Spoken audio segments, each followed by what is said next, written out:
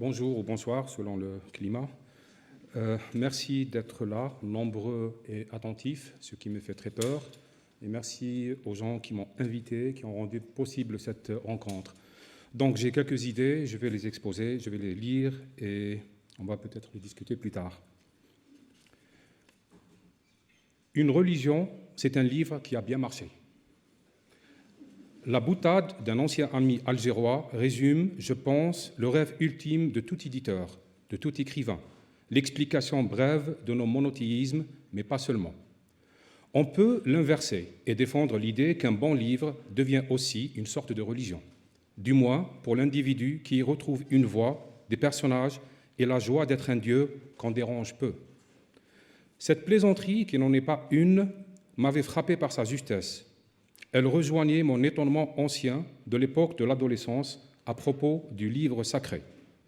Comment pouvait-on soutenir que Dieu était éternel, que son univers créé était infini, mais qu'il avait écrit un livre fini dans un langage au nombre de mots fini? Cela heurtait mon bon sens, soit l'idée que je me faisais de l'art d'être un Dieu. Cependant, je l'avoue, c'est avec un livre sacré que je me suis familiarisé avec la notion d'universalité. Il était dit que le recueil de versets était valable pour tous les temps et toutes les époques. Le lecteur en moi s'en retrouvait alors rassuré, mais aussi désespéré. Si tout avait été dit, pourquoi écrire encore?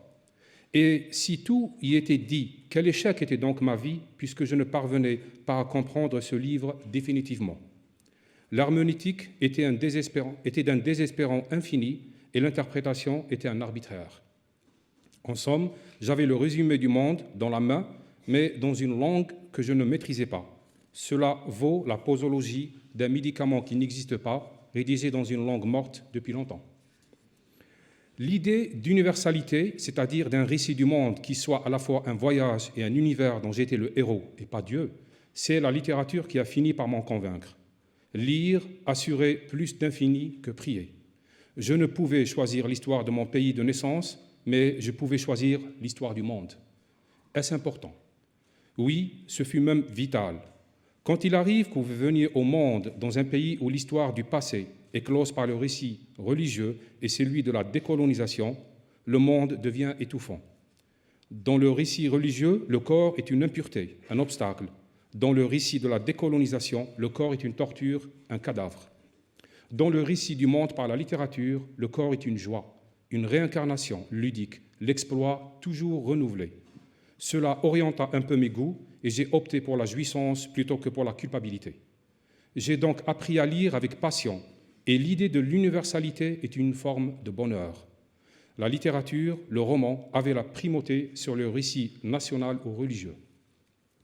Ma conclusion, maintenant ancienne et solide, est que le roman est un livre sacré, encore plus dans et par sa multiplicité, son pluriel qui prend de la puissance depuis 2 ou 3 siècles. Il n'exige ni la mort, ni la contrition, ni le martyre, ni la repentance. La bibliothèque est le contraire du temps et son infini est plus heureux que l'éternité. J'en suis venu à adorer l'enfer des bibliothèques comme pour mieux me passer du paradis. Quand je vins à Paris pour la première fois dans ma vie, j'ai connu un dernier épisode de désespoir bref. Je pouvais, dans cette ville, acheter tous les livres dont je rêvais, mais je ne pouvais pas tout lire définitivement. Ce constat introduisit un doute. Si je ne pouvais pas tout lire, pourquoi lire encore? Il m'a fallu du temps pour dissocier l'érudition comme fantasme et la lecture comme plaisir. Ce que je veux vous dire, c'est que je gardais de la méfiance envers les livres uniques, je veux dire le livre unique. À cause de lui, les morts sont plus nombreux que les lecteurs. On lui doit quelques extases, mais peu de plaisir et presque aucune évasion. À l'époque de mes lectures passionnées, l'idée de l'universel était donc ludique, convertible en apesanteur volontaire, antinomique de la gravité du récit national religieux. Je pouvais, en ces temps, définir l'universel comme étant le contraire de l'obligation, scolaire, familiale ou nationale. J'ai lu seul très tôt et j'en garde aujourd'hui le souvenir d'un grand bonheur. C'est à l'âge adulte que cela se compliqua. L'universel devait être désormais pensé et défini. Pour l'anecdote, j'ai vécu cette expérience à l'époque où le roman Meursault contre enquête est devenu célèbre. Partout, on me posait des questions que l'on devrait poser à un cadavre. C'est la colonisation qui vous a tué? Est-ce Albert Camus? Qu'est-ce qu'un arabe sur une plage ou en Algérie? Écrire, c'est faire un procès. Avez-vous lu L'étranger avec colère? À quel âge? On m'interrogeait comme si je revenais d'une guerre alors que je pouvais revenir d'une plage. Et si je suis ici, maintenant devant vous, c'est parce qu'il y a une règle implicite dans les champs de la culture dominante. L'universel est toujours, invariablement, nécessairement défini par des esprits qui viennent des géographies périphériques. Quand c'est moi qui définis l'universel, cela s'appelle un périple, une ascension, une révélation. Quand un Parisien le fait, il prend le risque d'être accusé de colonisation, d'impérialisme culturel ou de néocolonisation. Paradoxe du métier, c'est aux écrivains qui viennent d'ailleurs, turcs, asiatiques, africains, arabes, entre guillemets, que l'on demande de définir l'universel.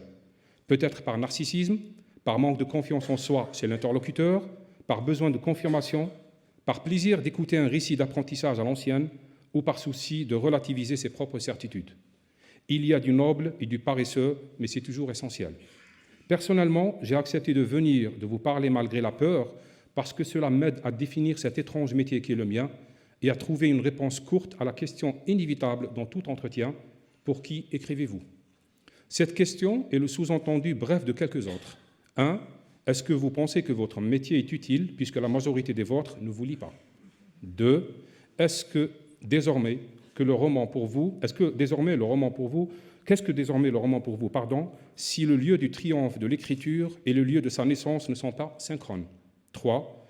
Est-ce que la réussite de l'écrivain qui vient du Sud n'est pas la définition exacte de son échec? Bien sûr, je ne vais pas répondre maintenant, j'ai un semestre pour le faire.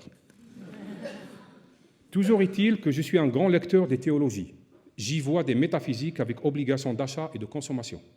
Et pour penser l'universalité, cette ambition du roman, la situation de l'écrivain dans mon monde, la nécessité de l'exil et sa catastrophe, l'obligation de la rébellion et du retour, j'aimerais parler d'une figure biblique intéressante, celle de Jonas. Voici le résumé de sa vie. Jonas a été envoyé par Dieu pour convertir les habitants de la ville de Ninive.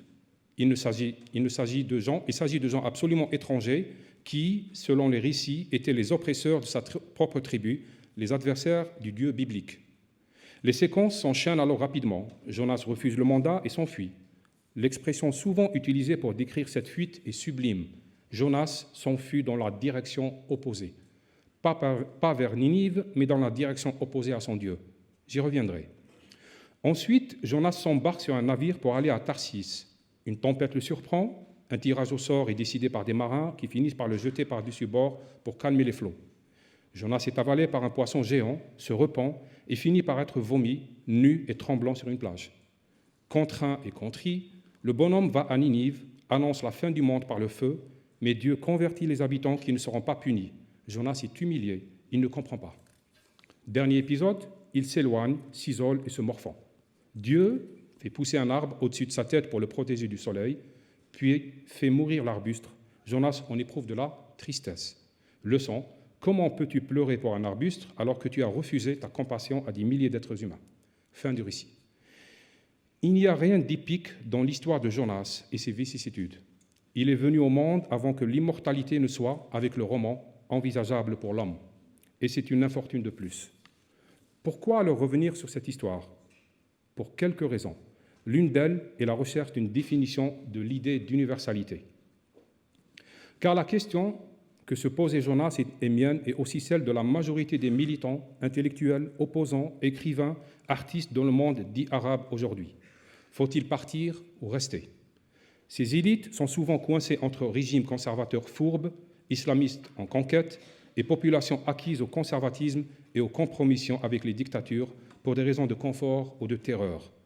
La question qu'on se pose chaque matin, à chaque fois qu'on regarde ses enfants, est donc à reformuler. Pourquoi risquer sa vie pour sauver des gens qui sont indifférents à ma personne et à mes engagements? C'est une question qui se pose quand on possède à la fois des livres et des enfants, une famille et des idées, de la dignité et de la lucidité. C'est la question que de Jonas face à Ninive. L'intellectuel au Sud y fait face chaque jour et y répond par l'exil ou la soumission, le silence ou le départ. Il y a cependant peut-être une troisième voie étroite, l'écriture. Je veux dire la littérature, le roman, la langue, l'expression, l'œuvre. Il faut imaginer un Jonas qui ne serait pas allé à Ninive, qui n'aurait pas fui vers Tarsis, mais qui aurait écrit quelques livres.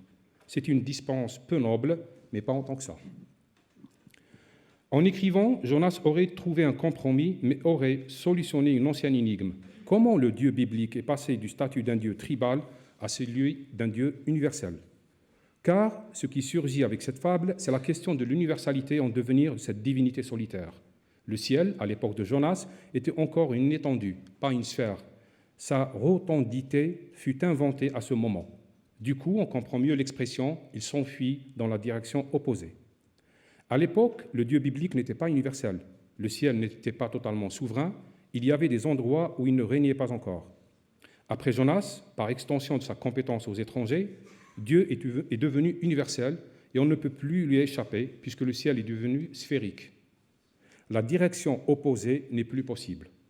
Elle n'existe plus, sauf que ce totalitarisme primaire a aussi perpétué son revers, l'idée de dissidence. Du coup, j'aime imaginer que toute écriture répond au choix de prendre la direction opposée, à la fois digression et dissidence, éloignement et rébellion. J'ai toujours vécu le roman comme une interruption courageuse du monologue d'un dieu ou d'un diable. J'ai toujours aimé écrire en commençant par 3 points de suspension. Cela me dispense de la gravité, interrompt le solennel et le souverain, réintroduit l'aparté. Pour Jonas, ce fut la question inédite de la compétence à l'universel, comme on le dit aujourd'hui pour la justice. Sauver des gens qui vous sont étrangers, se préoccuper de leur salut et de leur bonheur est la définition la plus simple de l'universel et de l'universalité. C'est encore la question qui se pose à l'Occident face aux migrations et aux altérités, mais aussi aux intellectuels et écrivains du Sud. Jonas a inventé l'idée du salut universel. C'est une bonne chose, mais c'est aussi une catastrophe. Car on peut s'y consacrer par l'empathie, mais aussi s'y exercer par la colonisation, la conversion, l'inquisition. Le mot catholicisme tire son origine du mot grec universel, tragiquement. J'aime aussi ce moment lorsque ce prophète s'embarque dans un navire. Cet épisode est presque une caricature du sort des exilés. Ils peuvent se confondre, s'éloigner, tenter la démission, ils sont rattrapés. Dans le cas de Jonas, ce Dieu moqueur se réincarne sous sa forme la plus primitive, un jeu de dés. Il y a dans le recours par les marins au tirage au sort une moquerie. Le pire qui puisse arriver à un prophète, c'est bien entendu de dépendre du hasard. L'épisode de la baleine est un moment esthétique rare dans la Bible. Le mythe païen y est encore décélable, à peine dégradé par la pédagogie de la résurrection christique future. Le symbole n'est pas encore vertigineux avec l'invention du christianisme. J'aime aussi imaginer l'occidentalité des marins, leur univers. Il s'agit de vies dépendant d'autres divinités, d'une autre vision du monde, confrontée à la tempête, à l'élémentaire, la vague qui submerge, démographique ou aquatique. Ils y répondent en cherchant un bouc émissaire. Il n'y a pas de nécessité à s'attarder sur le parallèle évident avec notre époque. Dans tous les cas, la fable propose une alternative mathématique, le monothéisme ou le hasard, le dieu ou le dé. Dans ce cas, le hasard punit le dissident, réintroduit la menace de l'irrationnel, dégrade la possibilité de destin en jeu d'aléatoire. C'est un chantage injuste, mais c'est un choix offert. Personnellement, je préfère la probabilité au monothéisme. Elle me laisse la possibilité de construire mon destin par l'arbitraire de la langue et des signes. Il reste 2 épisodes. Jonas revient, vomi par le poisson. Il arrive à Ninive et là, son Dieu consomme le climax de sa moquerie. Les habitants sont sauvés et Jonas dupé. C'est un moment important. Un Dieu se sert d'un homme pour le démentir. Avec Ninive, condamné et sauvé, on se retrouve avec un futur et un présent qui peuvent être annoncés et en même temps démentis. La prophétie révèle la vanité du métier. La mission de Jonas est donc de se désavouer dans le faste de ses certitudes. Il est porteur de la contradiction de sa vocation. Annoncer que quelque chose de mauvais va arriver pour que, justement, cela ne n'arrive pas. J'y retrouve, soumise à la dérision et à l'épreuve, la fonction même de l'intellectuel au Sud, à la fois être l'annonciateur de la mauvaise nouvelle pour les siens et partant de la possibilité de ne pas y être soumis. Qu'est-ce que l'intellectuel, sinon le prophète de ce qui ne doit pas arriver et qui ne peut être évité que par l'annonce de son imminence? Changer l'avenir inévitable juste en l'annonçant, en l'écrivant. Je retrouve dans cette contradiction la vocation d'un vieux métier, lire l'avenir pour le voir se corriger sous l'effet même de notre regard. Concluons. À la fin, Jonas se voit confronté au dernier épisode de cette fable sur l'altérité, la compassion. Le mot a été contaminé par le religieux dès sa naissance, et a été à peine libéré par le vieil humanisme. Dans le cas de Jonas, c'est l'homme qui est sensible à la mort d'un arbuste, mais pas à celle de centaines de vies à Ninive. Ce n'est pas étranger à notre époque. Le cloisonnement de conscience est un étrange réflexe. On se baigne chaque été dans la même mer intérieure, la mer du milieu, que jonchent par leur lenteur les cadavres des migrants noyés. Et on s'érige en victime de l'Occident qu'on accuse de racisme, alors qu'au Sud, on reproduit ce racisme sur les subsahariens qui arrivent à Oran ou en Algérie. L'arbuste de ce prophète fait partie de la botanique des indifférences. Il se veut l'illustration de cette règle. Le contraire de l'universel n'est pas le particulier, mais le régressif. Mais toute cette histoire aurait été emportée par les vents si elle n'avait pas été écrite quelque part. Le livre est, depuis des siècles, nécessaire au récit. Il en est le corps. Dans le cas de Jonas, c'est le récit de la naissance de l'universel en tant que transformation de la conscience. C'est un moment clé pour tout candidat à l'écriture. Transformer le récit de soi en récit de l'autre, de tous les autres. La formule est prétentieuse, mais il faut s'y consacrer. Écrire, c'est aussi décloisonner la conscience. L'universel n'est cependant jamais un acquis. Il faut le redéfinir, l'extraire de son histoire violente, l'arracher à la vocation des religieux, le défendre contre le procès par les siens. À chaque fois qu'un écrivain émerge du Sud et s'envoie voyager dans le reste du monde avec ses livres, on le soumet à l'épreuve de la redéfinition de ce qu'est l'universel dans le monde et au procès pour traîtrise chez les siens. L'universalité et l'occidentalité étant confondues, on fait le procès de l'une et de l'autre pour expliquer son exclusion, mais aussi pour justifier son refus d'assumer le monde. Le victimaire devient un confort au Sud et une justification pour l'immobilité. Le mal est souvent universel. Le bien ne l'est pas, étrangement. Et plus étrangement encore, dès que le bien se veut universel, il se mue en abus. Alors que faire? Se replier sur soi et la mémoire de ses blessures? Se faire le prophète des identités meurtrières, du récit de ses blessures coloniales et de ses rancunes? Ou tenter de se retrouver? Un écrivain disait cependant que tout traître est en avance sur son époque. Cela me console un peu. À la fin, on s'interroge. En quoi redéfinir l'universel et s'en faire le défenseur sans illusion, en rappeler la naissance et la possible mort? En quoi est-ce nécessaire à l'apprenti écrivain ou au créateur d'art et de sens? Pourquoi faut-il imaginer Jonas écrivain? D'abord, si personne n'avait écrit l'histoire de cet homme, on aurait raté la naissance de l'universalité. Et cette histoire n'aurait pas été connue et donc n'aurait pas été universelle. Écrire, c'est prétendre en garder la mémoire et en confirmer la définition. Ensuite, cette histoire rappelle l'une des règles de la créativité, le décloisonnement de conscience, l'obligation de voyager dans le sens opposé de son monde et de risquer la tempête et le hasard. Enfin, parce que démenti et moqué, Jonas illustre une vieille règle du métier. La vocation prophétique annonce l'inévitable qui est évité justement parce qu'il a été annoncé. Obscure loi. Quand on écrit, on se libère dangereusement. La littérature, qu'on lise ou qu'on écrive, est le contraire du destin. J'ai essayé de parler d'universalité car c'est un mode d'imagination nécessaire à la création littéraire ou autre. Je ne pense pas qu'on puisse écrire sans liberté intime. Du coup, on ne peut pas écrire sans prétention à l'universalité.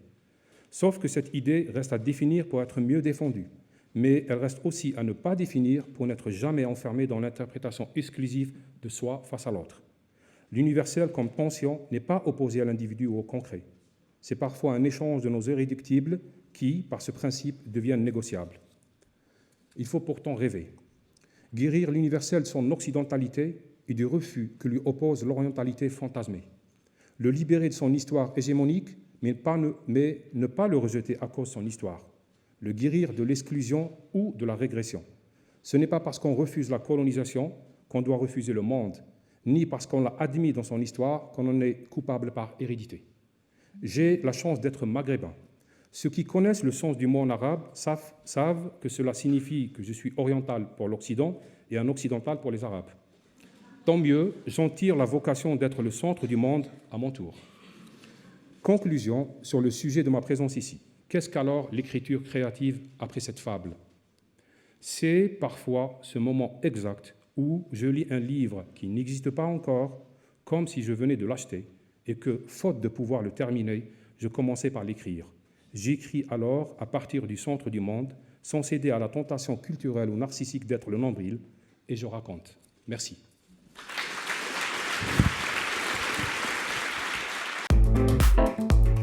Sciences Po.